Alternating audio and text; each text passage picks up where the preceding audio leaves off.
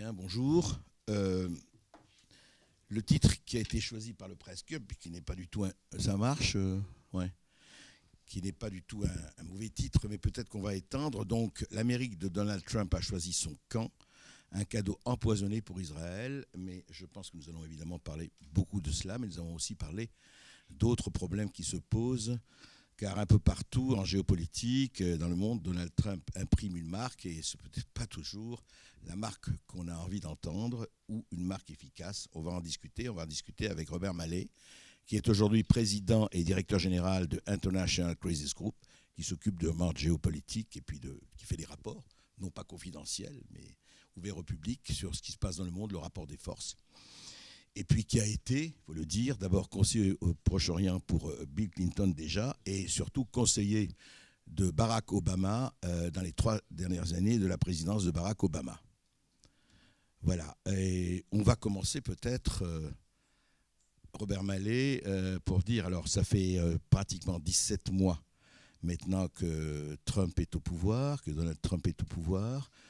Dans la matière qui nous intéresse, disons, commençons par les géopolitiques en général, mais le Proche-Orient en particulier, et évidemment le transfert de l'ambassade américaine à Jérusalem, pour ne parler que de cela, mais il y a d'autres choses. Quelle est votre analyse ? Je donnerai la mienne ensuite. D'accord. D'abord, merci de m'accueillir. Oui, écoutez, je pense qu'il faut regarder le problème du Moyen et du Proche-Orient dans son ensemble. C'est-à-dire qu'il y a 3 fils directeurs dans la politique américaine. Il y a 2 fils directeurs qui sont d'ailleurs des fils directeurs que je pense qui s'appliquent à toute la politique de Donald Trump. Ses engagements électoraux, numéro 1, il tient à les tenir, surtout si c'est des engagements électoraux qui comptent pour sa base. Deuxièmement, défaire l'héritage de son prédécesseur. Pour une raison ou pour une autre, il veut s'en prendre, et encore une fois, que ce soit en politique extérieure ou en politique intérieure. Et troisième point, et là c'est autant ses conseillers que le président Trump lui-même, une fixation sur la question iranienne, qui reflète d'ailleurs les 2 premières considérations. C'est-à-dire qu'il avait pris l'engagement d'être beaucoup plus dur vis-à-vis de l'Iran, et l'accord nucléaire avec l'Iran, c'était l'héritage de son prédécesseur. Donc évidemment, il en découle que c'est l'axe de conduite de l'administration. Donc tout ce dont on peut parler, que ce soit le déplacement de l'ambassade à Jérusalem et la reconnaissance de Jérusalem comme capitale d'Israël, que ce soit le retrait de l'accord nucléaire contre l'Iran, avec l'Iran, que ce soit les alliances qu'il essaie de construire avec certains pays arabes sunnites, tout ça reflète à la fois les considérations dont j'ai parlé et évidemment ce prisme à travers lequel il regarde la région, c'est-à-dire il faut combattre, il faut affaiblir, il faut faire souffrir le régime iranien. Bon, j'ai mon point de vue sur le bien fondé de cette politique, sur où ça va mener, sur les risques que ça fait courir, mais je pense qu'il est important de comprendre d'où ça vient. Et sur le troisième point, je pense que ça reflète la conviction, encore une fois, autant de ses conseillers que du président Trump lui-même, que la présidence d'Obama était une présidence qui a mené à l'érosion de la force de dissuasion américaine, l'affaiblissement des États-Unis. Il est temps que les États-Unis se remettent en selle et qu'ils montrent qu'ils ne sont pas prêts à laisser quiconque, que ce soit l'Iran ou un autre pays, faire ce qu'il veut. Je pense qu'il y avait d'autres manières de mener cette politique. Je pense que c'est une politique qui est périlleuse, mais je pense qu'il faut commencer par la comprendre. Oui, alors moi je pense que vous parlez de politique périlleuse, bien sûr, politique périlleuse, mais qui pour le moment, ça peut changer, n'a pas donné que des mauvais fruits, et c'est le moins que l'on puisse dire. On voit très bien ce qui se passe, et alors on disait l'Amérique isolationniste, on disait tout ça. D'ailleurs, quand vous dites qu'il a tenu ses promesses de campagne, moi ce qui me frappe, c'est que chez nous, et même à New York, c'est considéré comme presque un péché capital. Comment quelqu'un qui tient ses promesses de campagne, ça se fait pas, enfin c'est pas du meilleur goût. Mais au-delà de cette impression, il y a quand même la manière dont il a traité avec la Corée, la manière dont il a traité avec la Chine, avec le Brésil. Là, je parle des accords économiques et enfin des pressions. Ce qui se passe avec l'Europe actuellement, avec l'ALENA. L'histoire d'Israël. Et pour revenir à l'histoire d'Israël, c'est très intéressant parce que depuis 1995, le Congrès avait voté, comme vous le savez très bien, Israël, capitale, le transfert de l'ambassade américaine à Jérusalem. D'ailleurs, Clinton l'avait dit, Obama l'avait dit, Bush l'avait dit, et puis Trump, il le fait. À tort ou à raison, je n'ai pas de jugement de valeur là-dessus. Mais ce qui est intéressant, c'est que ça donne très exactement le heart of the deal de Trump, parce que, encore une fois, si on veut vraiment comprendre Trump, pour le meilleur et le moins bon, il faut lire un bouquin qu'il a écrit il y a exactement 30 ans, qui s'appelle The Art of the Deal, qui traite des affaires et de l'immobilier, mais qui décrit, mais vraiment qui décrit de façon incroyable et très fidèle la manière dont il négocie. Et ne jamais oublier, encore une fois, ce n'est pas un idéologue, c'est un négociateur. Et vous m'avez rappelé, juste avant qu'on commence, Robert Mallet, c'est qu'il avait fait un discours extrêmement dur sur l'Iran, il y a quelque temps, et il avait demandé à rencontrer Rouhani. Avec Kim Jong-un, rappelons-nous, il y a exactement 4 mois et demi, nous étions au bord de la guerre nucléaire. Il y avait ce dictateur malade et fou de Kim Jong-un, et il y avait ce type imprévisible et complètement, on hésitait entre idiot et clown, qui était Trump, et ça virait presque à la guerre nucléaire. Eh bien, le 7 juin, s'il n'y a pas encore de rebondissement, ou le 12 juin, Trump rencontre Kim Jong-un. Ça veut dire quoi? Ça veut dire qu'il applique quelque chose qui est intéressant, et on verra ce que ça donne. C'est qu'il applique la pression, évidemment c'est l'Amérique, hein, c'est pas un petit pays. La pression, c'est-à-dire je vais très loin, je dis que je suis plus fort que vous, que je peux vous raser, etc.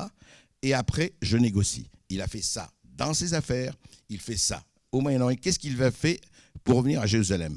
Tout le monde a dit c'est de la folie, voilà, ça va enflammer le Proche-Orient. Très bien. Eh bien, qu'est-ce qui s'est passé? Moi, une chose qui m'a frappé, et encore une fois, je ne dis pas qu'il a raison, c'est que j'étais persuadé, quand il a annoncé qu'il allait transférer l'ambassade américaine à Jérusalem, je pensais qu'au moins, je regardais les pays arabes qui allaient rappeler leur ambassadeur, je ne dis même pas rompre les relations diplomatiques, mais rappeler leur ambassadeur de Washington en consultation. Il y en a eu combien? 0.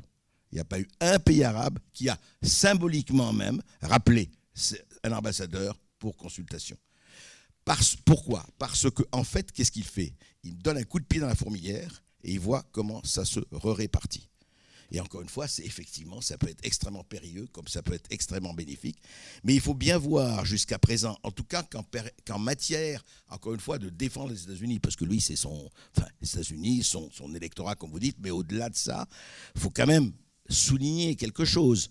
Depuis 2000, le chômage est à moins 4% aux États-Unis. La croissance, elle est à 4% et le chômage à 3,9%.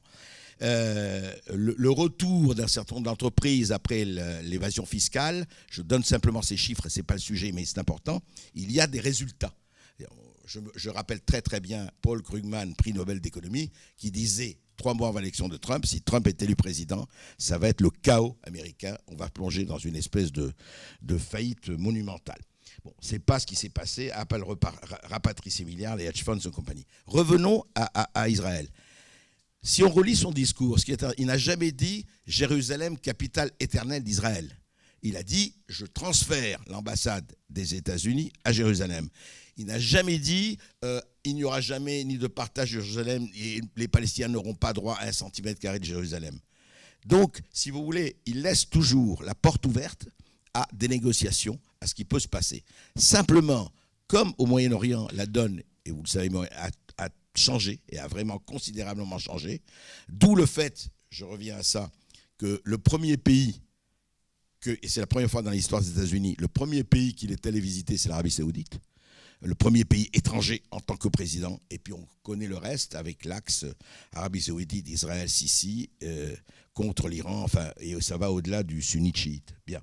Donc voilà, moi ce qui me frappe chez Trump, c'est ce côté, il est complètement hors politique. C'est-à-dire que là où il déroute, et là où on peut être non seulement dérouté, mais dire mais c'est pas comme ça qu'on fait de la politique, lui il applique, je répète simplement, ce qu'il a défini dans plusieurs de ses livres, enfin coécrits. Voilà, je négocie comme ça et en dehors. Et enfin, et je termine là-dessus, c'est clair qu'il a dit plusieurs fois « drain the swamp » pour lui assécher le marigot.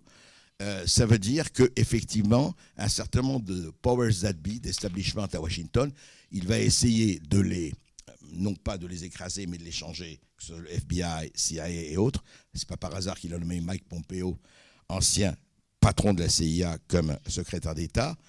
Il va essayer de faire ça. Ça, c'est beaucoup plus compliqué. Et juste un mot, je crois que tout va se jouer pour lui dans les midterms, c'est-à-dire aux élections partielles de novembre aux États-Unis. Là, on va voir où les démocrates le remportent, et je crois qu'il est très mal barré, où il remporte, lui, ses partisans remportent, et ils vont plus loin dans le Sénat, les chambres de représentants, et on verra, y compris au Moyen-Orient, ce qui peut se passer.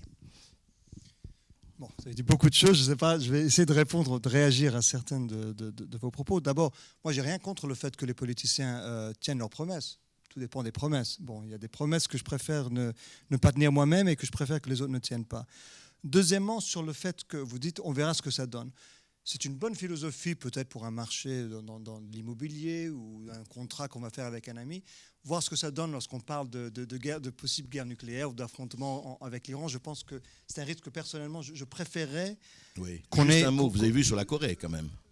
On verra ce que ça donne, c'est ce que vous avez dit. Alors voyons ce que ça donne, mais il me semble que... Et vous savez, moi je ne suis pas non plus quelqu'un qui critique le président Trump pour tout ce qu'il fait. Sur la Corée, j'ai applaudi en général ce qu'il a fait. Je pense que sa manière n'est pas la plus élégante, mais je ne suis pas du tout contre. Au contraire, je pense que c'est bien qu'il rencontre Kim Jong-un. Mais tout de même, ça n'inspire pas la grande confiance lorsqu'on voit les zigzags, lorsqu'on voit ces conseillers qui parlent un jour, qui disent une chose, un autre jour, qui disent autre chose. Donc, encore une fois... Lorsque j'entends, et je pense que vous avez raison de décrire sa politique comme une politique, et il le dit lui-même, we'll see, on verra bien, c'est un peu dangereux lorsqu'on parle de puissance nucléaire et de puissance militaire.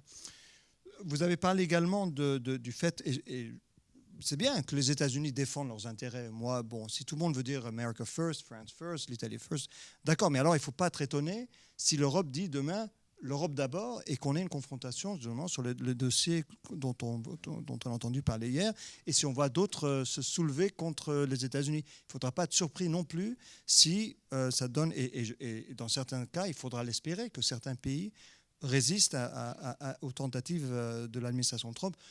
Par exemple, sur l'accord nucléaire iranien, je suis sûr qu'on y reviendra. Maintenant, sur la question d'Israël...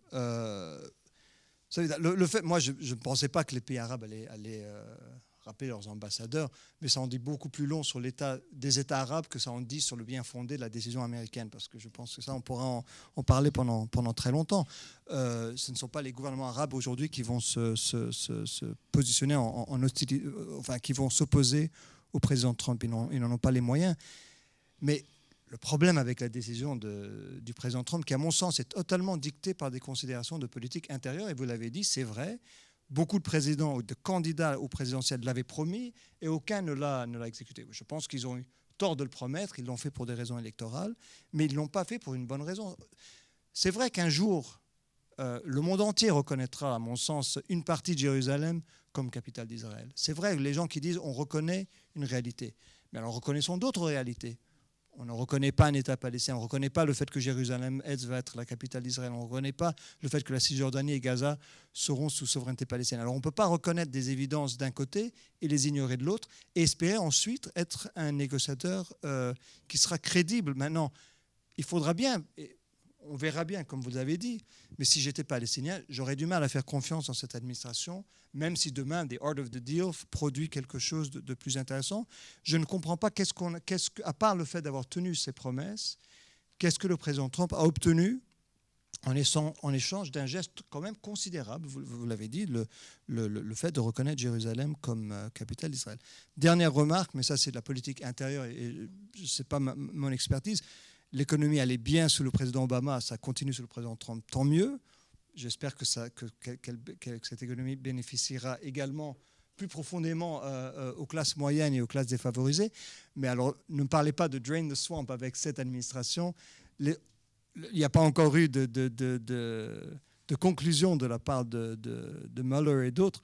Mais je ne pense pas que dans 3 ans ou dans 2 ans et demi, lorsqu'on regardera le bilan de cette administration, qu'on en parlera comme un modèle de non-corruption et de propreté. Ça m'étonnerait beaucoup. We'll see. En attendant, effectivement, dans 2 ou 3 ans, il y aura beaucoup de choses qui sortiront de la part de la fondation Clinton et autres. Enfin, on ne va pas revenir là-dessus. Effectivement, ce n'est pas le sujet, mais il y aura beaucoup de choses à dire aussi de ce côté. Avant de donner la parole et de poser les questions, je crois que justement c'est lié à ça. Ce qui est quand même très très frappant, c'est qu'aujourd'hui on assiste, vous savez, moi j'ai été très frappé même, il y a eu des bilans de la première année, et y compris des gens qui ne souffrent pas Trump, qui pour eux c'est la désolation des désolations. Ils ont été forcés de reconnaître qu'il y a eu un certain nombre de choses. Vous parlez des classes moyennes américaines, juste le taux de chômage des Afro-Américains en un an quand même a diminué pas, mais notablement. Mais pour revenir à Israël et au Moyen-Orient, moi je suis très très frappé de quelqu'un, on disait isolationniste, etc. Mais il se passe, et votre expertise est quand même très importante dans la matière, quid de ce qui se passe actuellement avec l'histoire? Qu'est-ce qu'il fait? C'est très intéressant, l'histoire des entreprises. Il dit, alors il fait pratiquement du chantage. Ouais, moi, je sais pas. Il dit, voilà, les entreprises qui vont continuer à négocier avec l'Iran vont être sanctionnées, etc.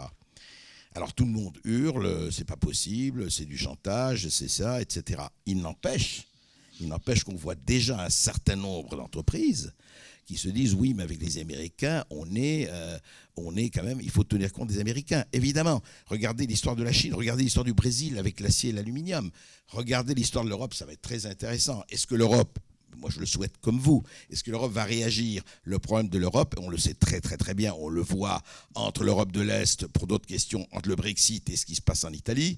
Est-ce que l'Europe va au moins parler d'une seule voix face à Trump dans la dénonciation des accords et des exemptions sur l'aluminium et l'acier? On va le voir. Moi, je suis très sceptique. Le problème aujourd'hui, et on s'en réjouit, on le déplore, c'est que la situation et le rapport de force mondial, aujourd'hui, je dis bien aujourd'hui, il est plutôt en faveur d'une espèce de négociation de rapport de force assez musclé.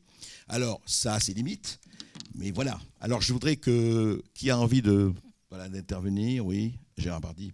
Et Georges Malbruno, oui. Oui. Gérard Bardy, Union de la presse francophone. Oui, moi, ce qui est intéressant, là, pour être dans le cœur de l'actualité, c'est les mesures qui ont été prises contre certains secteurs de l'économie. Est-ce que l'Europe va réagir d'une seule voix? C'est la question que tu posais à l'instant. Tout laisse à penser que non. Et qu'une fois encore, les Français vont aller négocier de leur côté pour un certain nombre de secteurs économiques qui les concernent plus directement, que l'Allemagne de son côté va négocier sur d'autres choses, les voitures, que sais-je, et qu'il n'y aura pas une voix unique de l'Europe, comme dans le domaine diplomatique, on aura le même éclatement de l'Europe. Alors la question que je pose à Robert Mallet, c'est est-ce que Trump, finalement, il joue toujours la grande gueule, le coup de force, etc.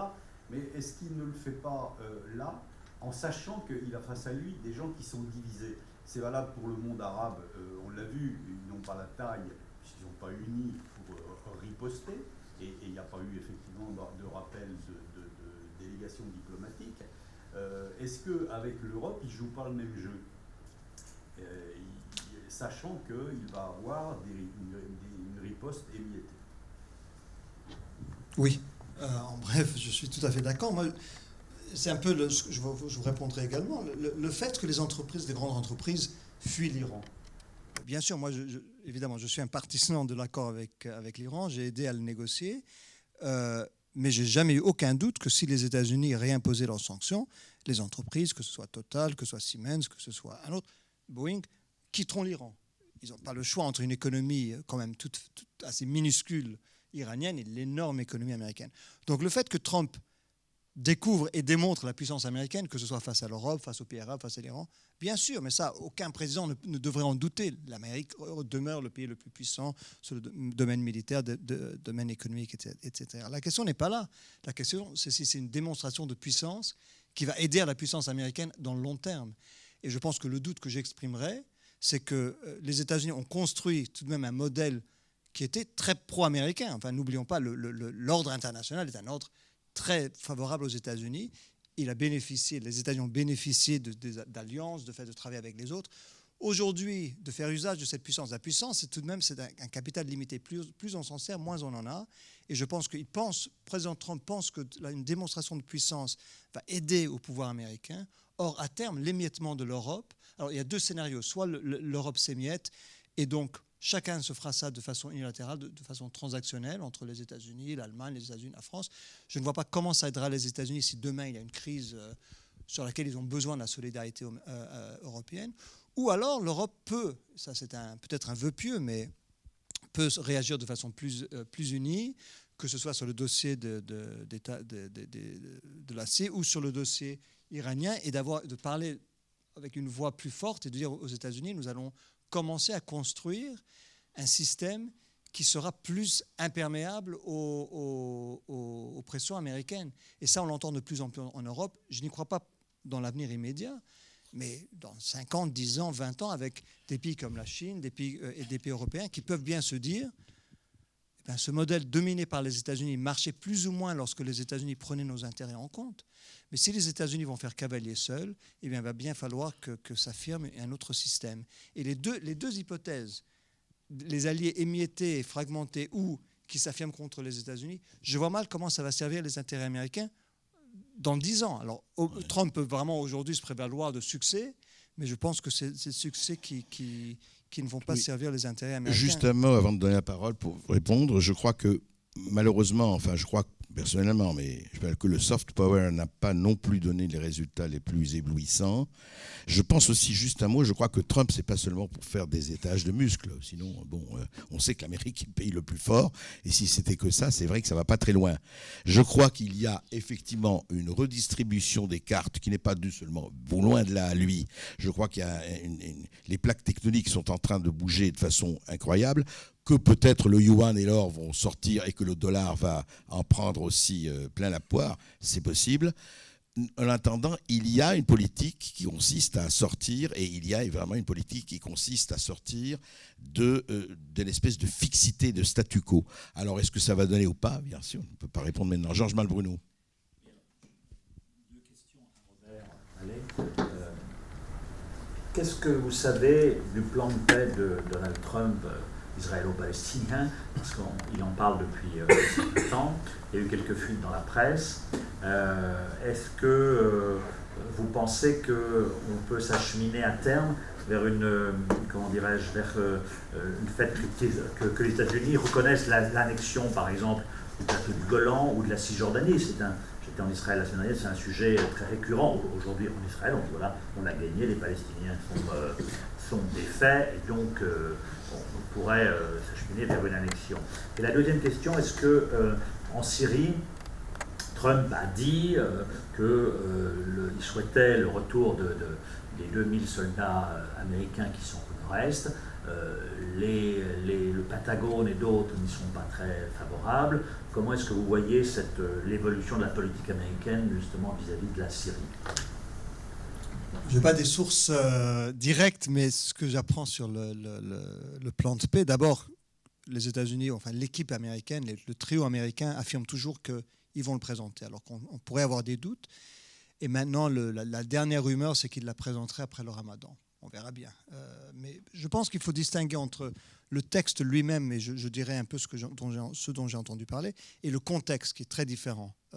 Le texte lui-même, tel qu'on me le décrit, c'est un texte de 25 ou 30 pages, donc quand même beaucoup plus important que tout ce qu'on aura vu par le passé, avec des cartes détaillées, etc., qui couvrirait tous les sujets, et qui, je pense, surprendra certains par le fait qu'il est plus nuancé que ce que pourrait laisser penser le déplacement de l'ambassade, les déclarations sur Gaza, etc. Donc, mais tout de même, et vous connaissez bien le dossier, s'il dit ce que je pense qu'il dira, ce qu'on me dit qu'il dira, donc oui, deux États, une capitale palestinienne à Jérusalem-Est, mais pas dans les quartiers sensibles, c'est-à-dire pas dans la vieille ville, pas les lieux saints.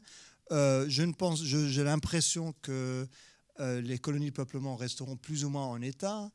Que la présence sécuritaire israélienne en Cisjordanie sera plus ou moins à très long terme. Donc, d'un côté, je pense que les gens seront surpris d'apprendre peut-être c'est une administration qui croit en un État palestinien avec un grand paquet d'aide économique, qui voit qu'il va bien falloir qu'il y ait une capitale palestinienne quelque part à Jérusalem-Est, mais vous connaissez bien Jérusalem-Est, on peut penser à quelques quartiers sans que ça satisfasse les demandes palestiniennes. Et puis de l'autre côté, tout ce à quoi on peut s'attendre sur le dossier de la sécurité, des réfugiés, etc. Donc, mais le contexte, d'abord, le contexte a été empoisonné par les décisions américaines, donc tout ce que produira cette administration, dès qu'il y aura des zones d'ombre, les Palestiniens estimeront que ces zones d'ombre seront pro-israéliennes. Donc je pense que le contexte est tel qu'il est très difficile aujourd'hui, même si le texte était bien meilleur que ce qu'on craint, difficile pour le président Abbas de l'accepter.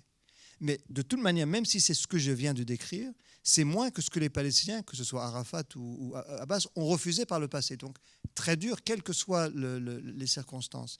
Maintenant, le pari américain, je terminerai là-dessus, le pari américain, à mon avis, ne vise pas, la cible, ce n'est pas les Palestiniens, ce sont les pays arabes. Et l'espoir américain, et c'est pour ça que je pense que le plan a été reporté, l'espoir américain, c'est que des pays comme l'Arabie saoudite, les Émirats arabes unis, l'Égypte, disent, plan intéressant, État palestinien, capitale, les détails on pourra négocier, mais c'est un très bon début, négocions et commençons à avoir de meilleures relations avec Israël. C'est ça le pari américain.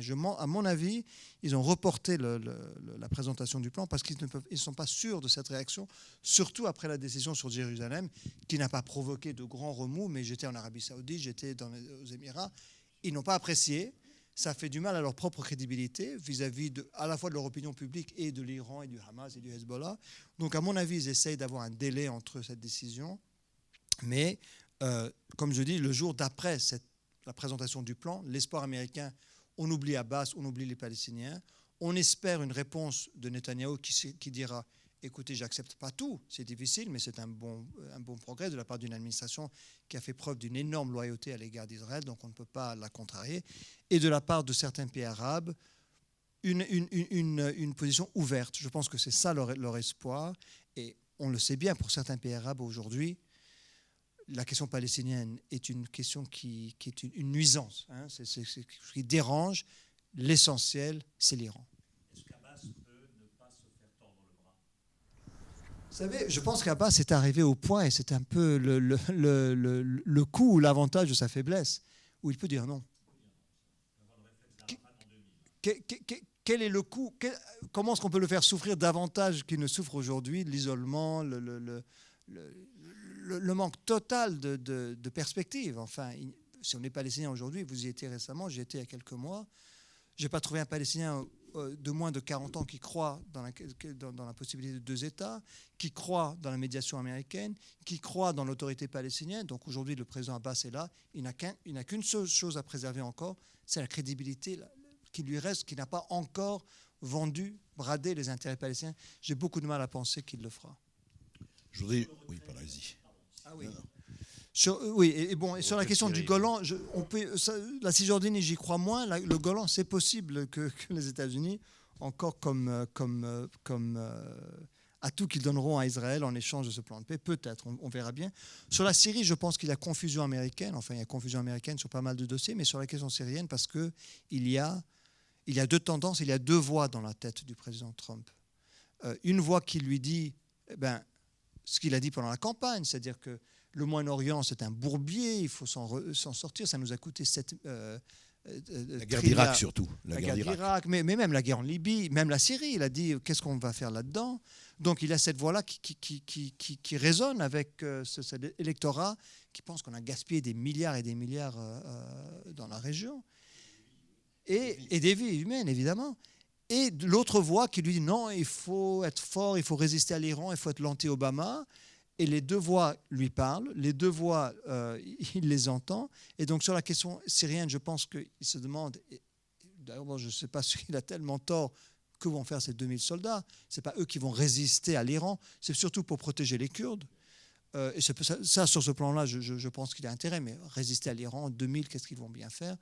Mais à mon sens, ça va durer. Le retrait ne va pas se faire immédiatement. Ils sont en train de parler à des pays arabes pour savoir s'ils peuvent compenser la présence américaine avec une présence arabe ou s'ils peuvent monnayer la présence, parce que c'est très important pour le président Trump. Mais franchement, je pense qu'on focalise trop sur la question de 2000. Ce n'est pas ça la question. C'est quelle est la stratégie à plus long terme pour la Syrie, pour les États-Unis en Syrie, pour la Russie. C'est ça les véritables questions.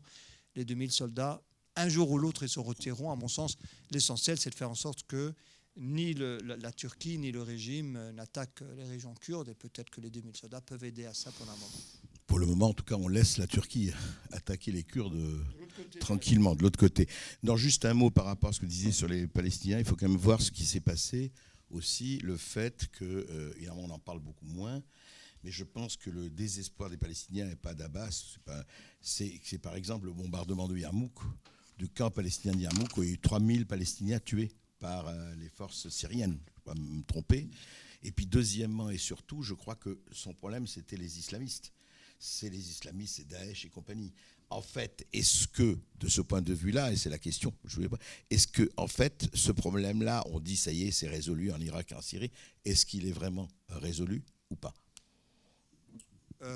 D'abord, on pourrait passer 3 heures pour parler des raisons de désespérer si on était palestinien, et il y en a bien d'autres. Écoutez, je pense que la question de Daesh, elle a plusieurs dimensions. La dimension contrôle territorial, califat, je pense que celle-là, elle est en voie de règlement.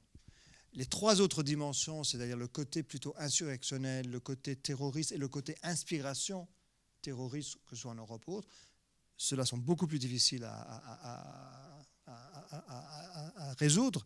Et elles existent encore, c'est vrai, mais elles prendront d'autres formes. Et là, c'est une autre discussion sur toute la stratégie contre-terroriste. Quand même, il faut se dire, ça fait depuis 2001 que la guerre contre le terrorisme se déroule. Or, au vu des résultats, que ce soit en Afghanistan, que ce soit en Irak, que ce soit en Syrie, que ce soit en Afrique, les résultats sont assez mitigés, c'est le moins qu'on puisse dire. Il y a plus d'organisations terroristes, il y a plus de partisans de ces organisations djihadistes. Quelque chose n'a pas marché. On les a défaits militairement dans certains endroits, mais on y sera encore longtemps si on continue ces méthodes. Y a-t-il des questions? Oui, monsieur. Et à la France. Est-ce que le machiavélisme de Trump peut nuire à l'Europe et à la France indirectement? Quand vous dites machiavélisme, je veux être certain de comprendre. La question du pouvoir, de sans arrêt d'annoncer des choses. Écoute, je suis sûr si je comprends votre question. Bien sûr, je pense que la politique américaine aujourd'hui nuit à l'Europe. On le disait tout à l'heure, évidemment, ça a fragmenté l'Europe. Mais je pense, si je veux défendre un peu le président Trump, Trump est autant le reflet que la cause de beaucoup de ces dynamiques. Et on voyait déjà, avec la focalisation sur la question des immigrés, la focalisation sur la question du terrorisme, il y a un certain nombrilisme, une certaine façon de se concentrer sur soi-même, qui était vrai. La montée du populisme, ce n'est pas Trump qui l'a provoquée. Elle existe avant, elle existera avec, elle existera après. Moi, je mettrais ça, je ne sais pas si c'était Laurent Fabius qui avait dit ça à un moment à propos de Jean-Marie Le Pen, il apporte les mauvaises réponses à de bonnes questions. Il y a des bonnes questions à se poser sur l'ordre international, sur le rôle du commerce, sur le fait qu'il y a quand même des inégalités, qu'il y a un sentiment de manque de communauté. Donc tout ça, ça existait avant. Je pense que Trump les accélère et je pense que malheureusement, il donne voix à certaines tendances, il légitime certaines tendances. Et je pense qu'on en voit déjà le reflet en Europe, affaiblissement de l'Europe, coup de pouce qu'on donne à certaines forces, à certaines tendances, à certaines idéologies. Pour moi, c'est mauvais. Je ne suis pas européen. C'est à vous de me dire si c'est mauvais pour l'Europe. Mais j'en vois quand même quelques reflets. On peut espérer une contre-réaction. Et là, c'est un poids que doit porter le président Macron, la chancelière Merkel, quand même 2 voix européennes qui essayent toujours d'exprimer certaines valeurs. Est-ce qu'elles réussiront? C'est une autre question. Juste un mot, c'est pas Trump, évidemment, vous le savez, qui a créé le problème des migrants qui existe depuis 40 ans. Et c'est pas un hasard si l'Europe de l'Est a pratiquement fait sécession aujourd'hui, en tout cas sur ce problème-là et sur d'autres, bravant l'Union européenne. C'est pas par hasard qu'il y a un gouvernement italien qui est celui qu'il est aujourd'hui. Et c'est pas par hasard qu'il y a eu, c'est encore autre chose, le Brexit. Le vrai problème de l'Europe, c'est en ce moment, il y a une force centrifuge qui est en train de s'exercer. Et je ne sais pas, effectivement, jusqu'où ça va aller. Une autre question? Intervention? Je voulais peut-être à Robert, comment l'autre jour, c'était Pompeo, je crois, a énoncé une douzaine de conditions ou d'exigences vis-à-vis de l'Iran. Comment est-ce qu'il voit concrètement l'application de la politique américaine à l'égard de l'Iran? Est-ce qu'on s'achemine vers des frappes, je ne sais pas, ciblées du Hezbollah en Syrie, etc. Est-ce que, à votre avis, par exemple, est-ce que Qassem Soleimani est quelqu'un qui est hors liste ou est-ce qu'il pourrait être ciblé? Comment est-ce que vous voyez concrètement la mise en place? Parce que vous savez aussi bien que moi, l'Iran, c'est 2003, George Bush qui leur a ouvert les portes de l'Irak et ensuite, voilà. C'est pas facile de les faire reculer, même s'il y a eu en Irak un vote intéressant. Comment est-ce que vous voyez la mise en place concrète de cette politique américaine, d'un point de vue presque opérationnel? D'abord, à supposer qu'il y ait un plan concret opérationnel, c'est quand même, je pense que je ne suis pas sûr que ce soit le cas. J'ai l'impression qu'on est vraiment dans la zone du « on verra bien ». Moi, je vois la décision américaine et les conditions de Mike Pompeo. Ce n'est pas une stratégie qui a un but précis, mais qui est une stratégie qui est une contre-stratégie. C'est-à-dire leur conviction, c'est que l'approche vis-à-vis de l'Iran du président Obama était fausse parce qu'elle nous ligotait, les États-Unis en particulier, qui n'avaient plus les moyens de mettre la pression maximale sur l'Iran. Et donc l'Iran avait toujours les bras libres, les mains libres pour agir en Syrie, en Yémen, au Liban et en Irak. Donc au minimum, la réimposition des sanctions et toutes ces conditions va faire au minimum. C'est-à-dire que même si ça ne fait que mettre la pression sur l'Iran, c'est déjà ça de gagner de la part de l'administration. Ça va peut-être réduire les ressources économiques iraniennes à tel point qu'ils vont pouvoir en faire moins en Syrie, moins au Liban. On verra bien, mais je pense que c'est le deuxième avantage possible. Troisième avantage possible, ils se disent peut-être que ça va créer des remous à l'intérieur de l'Iran parce que problèmes économiques, etc. Et meilleur scénario pour eux, c'est le régime change, c'est-à-dire la chute du régime à cause des pressions économiques, militaires, diplomatiques et autres. Donc je pense que c'est vraiment un coup de pied qu'il donne dans la fourmilière et il se dit il en sortira automatiquement quelque chose de mieux que le statu quo, puisque le statu quo donnait trop de pouvoir à l'Iran. Maintenant, comment est-ce que l'Iran va réagir? Parce que c'est ça vraiment la question. Ils ont plusieurs réactions possibles. Première réaction, c'est d'attendre. Et c'est la réaction actuelle, c'est-à-dire et en Syrie et sur le dossier nucléaire, je pense quand même, il ne faut pas non plus exagérer la puissance iranienne. C'est un pays qui se sait un peu surexposé, qui en a trop fait, et qui aujourd'hui a des... que ce soit économique, militaire, il a des faiblesses. Et donc pour l'instant, il a été frappé de façon quand même assez forte en Syrie, et le Hezbollah aussi, pas de réponse. Quelqu'un me disait l'autre jour, la Syrie est devenue le Las Vegas du Moyen-Orient, ce qui se passe en Syrie reste en Syrie. Si Israël frappe l'Iran en Syrie, l'Iran ne réagit pas trop, ça serait autre chose s'il est frappé en Iran ou peut-être même au Liban. Donc la réaction pour l'instant mitigée, ils attendent voir. Ils font le dos rond, ils attendent. Deuxième réaction possible, c'est OK, on va quand même faire monter la température en Irak. On verra peut-être certaines attaques contre la présence américaine, contre l'ambassade américaine. C'est possible, il l'avait fait pendant la guerre, vous le savez mieux que moi. Et il pourrait reprendre ça avec en se servant des milices chiites plutôt que de le faire directement. Mais là, il prendrait le risque. Ou alors au Yémen, petit accroissement des missiles Houthis qui attaquent l'Arabie Saoudite ou les Émirats. Deuxième réponse possible, reprise du programme nucléaire sur certains dossiers, c'est-à-dire enrichissement, recherche, expulsion des inspecteurs. Là, le risque, à bon sens, est très fort d'une frappe, vous l'avez évoqué, une frappe militaire, comme Israël l'avait fait contre l'Irak ou contre la Syrie. Et on en parle aujourd'hui, c'est-à-dire les Américains se disent, si l'Iran veut relancer son programme nucléaire, ça ne sera peut-être pas nous, ça sera peut-être Israël. Israël est prêt à le faire, il a les moyens. Donc, il y a quand même des scénarios risqués, mais pour l'instant, je pense que la balle est dans le camp iranien. Comment est-ce qu'ils vont réagir? Et est-ce qu'ils sont capables aujourd'hui de faire preuve de patience? Ils l'ont fait par le passé. Ou est-ce qu'au contraire... Alors, je pense qu'il y aura deux tendances en Iran. La tendance plutôt rouhanaise arrive qui dira « Attendons, on est en train de diviser les États-Unis de l'Europe. On aura quelques fruits économiques, pas beaucoup, mais quelques fruits économiques qui restent de l'accord nucléaire. Et puis, attendons les midterms, attendons de voir si Trump sera affaibli. Attendons 2020. C'est 2 ans et demi, c'est pas la fin du monde. Et l'autre tendance qui sera plutôt de dire « Non, attention ».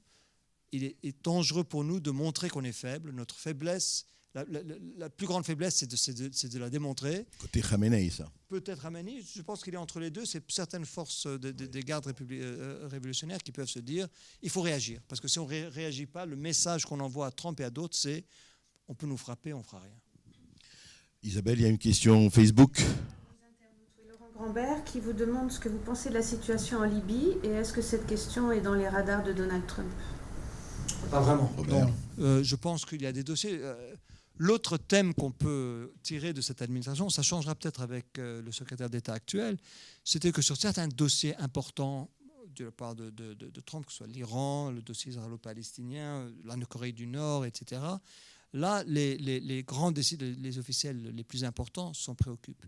Les autres, il n'y a pas de machine au département d'État, il y a énormément d'officiels qui n'ont pas encore été nommés, donc on laisse faire. Et là, c'est plutôt les professionnels du département d'État qui se sont occupés de la Libye. Donc ça n'a pas vraiment atteint le niveau où, je pense, Trump s'en préoccupe, d'où une politique qui est assez sensée à mon sens, c'est-à-dire de donner pas mal les coups des franches à Hassan Salamé, l'envoyé spécial, et essayer de faire en sorte de l'aider dans sa tâche qui est de reconstruction d'une certaine identité libyenne. Maintenant, il y a ce que le président Macron a organisé il y a 2 jours, on peut en parler. Mais bon, la situation en Libye, il y a quelques lueurs d'espoir. La situation économique semble aller un peu mieux. Il y a eu la réunion ici, mais il y a énormément de choses. L'émiettement du pays, la fragmentation, les milices armées, les interventions extérieures qui ne sont pas toujours pour l'intérêt des Libyens. Donc, je pense que c'est une situation... Elle n'est pas au centre des intérêts des États-Unis aujourd'hui, certainement pas du président Trump, mais d'autres pays qui peuvent, on l'espère, faire mieux que ce qu'on a fait par le passé. Autre question, intervention. Peut-être revenir sur le thème, l'Amérique de Trump a choisi son camp comme un cadeau empoisonné pour Israël. Le mot empoisonné me gêne un peu.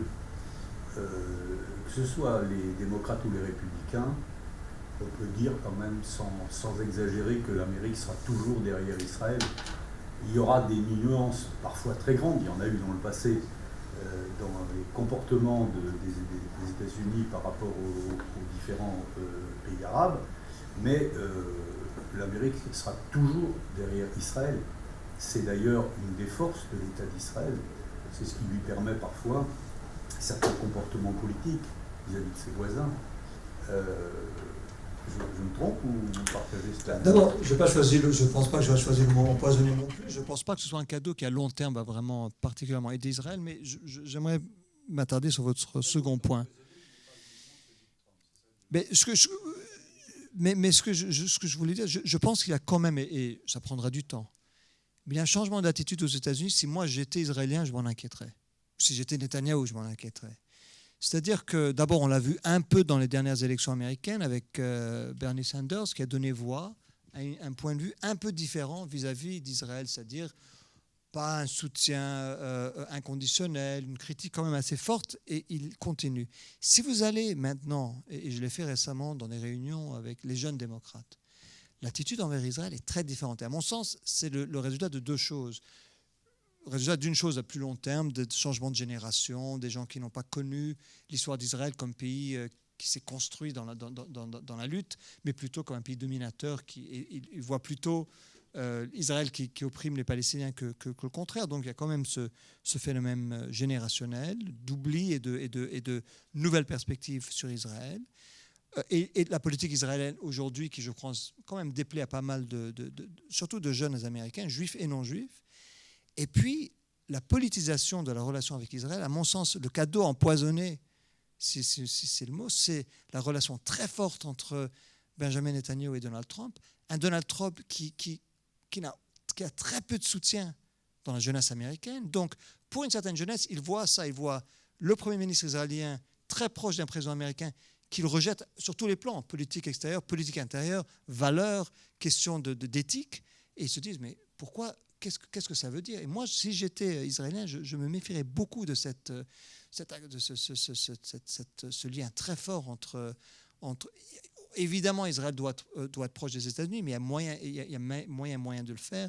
La politique très anti-Obama de Netanyahou, et aujourd'hui, en embrassant Trump, il critique Obama, ça va laisser des séquelles. Et aujourd'hui, parmi la jeunesse, mais aussi parmi certains politiciens démocrates, il y a un nouveau son de cloche vis-à-vis d'Israël.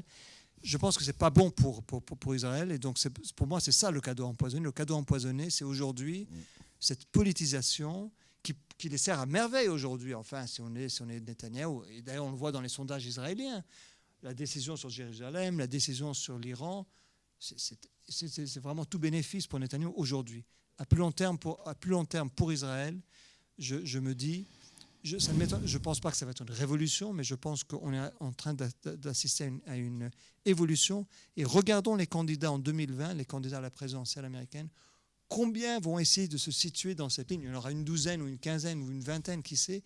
Un certain nombre vont se dire, par conviction ou par calcul politique, mieux vaut aujourd'hui être plus critique vis-à-vis d'Israël parce qu'on aura les 20, 30, 40% de l'électorat démocrate avec nous.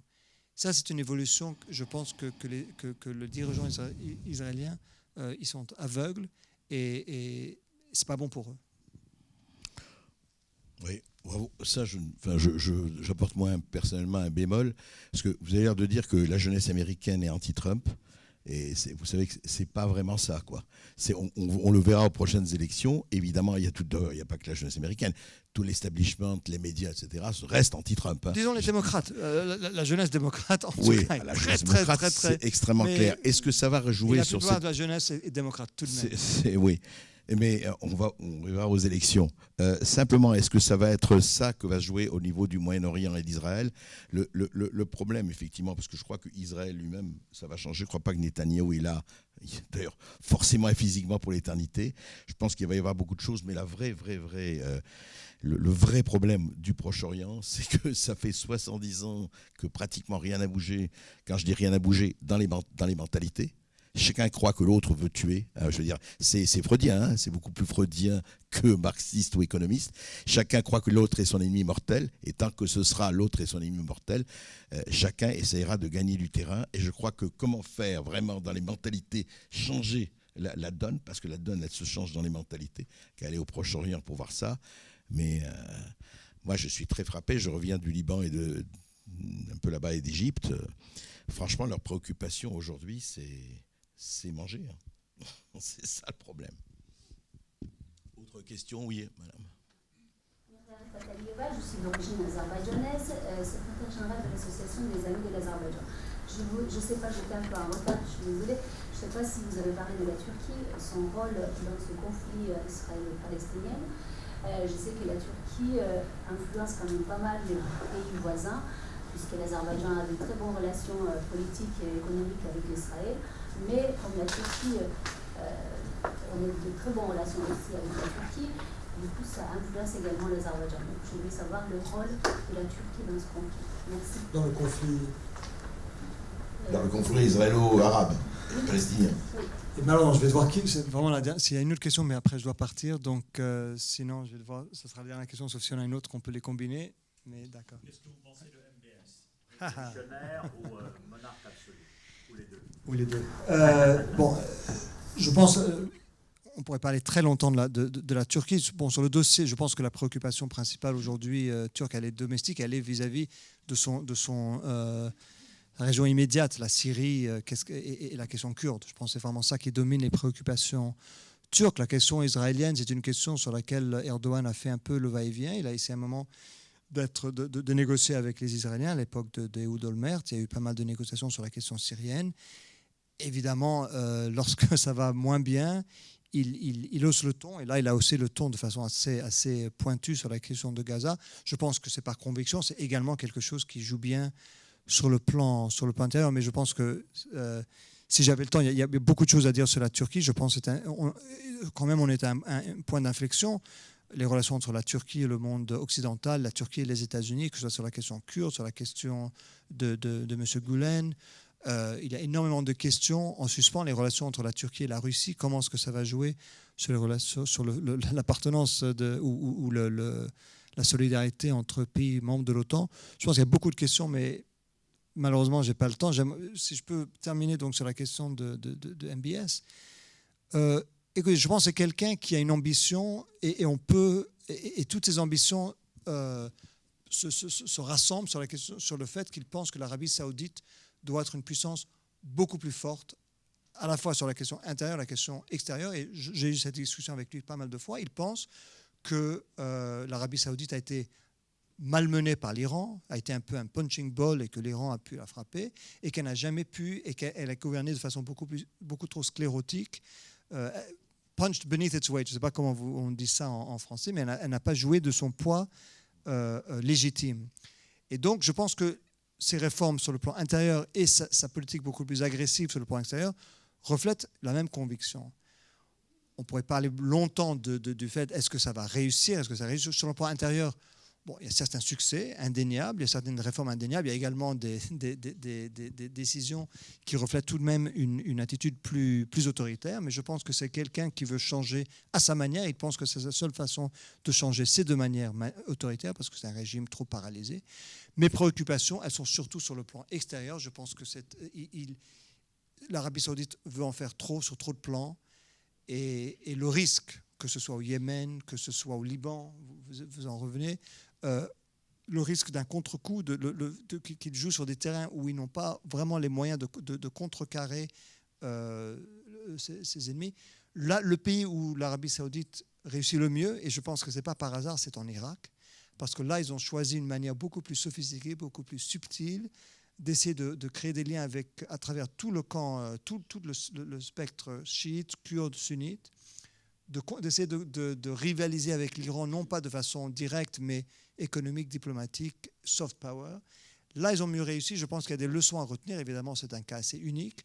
Je pense que pour l'instant, ce qu'ils ont fait, que ce soit au Liban, avec le Qatar ou avec le Yémen, ce n'est pas un franc succès. Et surtout au Yémen. Et c'est surtout pas un franc succès pour les Yéménites qui en souffrent de façon extraordinaire. Nous avons écrit beaucoup à Crisis Group sur cette question-là, donc je recommande aux gens de regarder notre site parce qu'on écrit beaucoup sur tous les sujets, y compris la Turquie. Malheureusement, je vais devoir partir, donc c'est mon dernier mot, mais je vous remercie.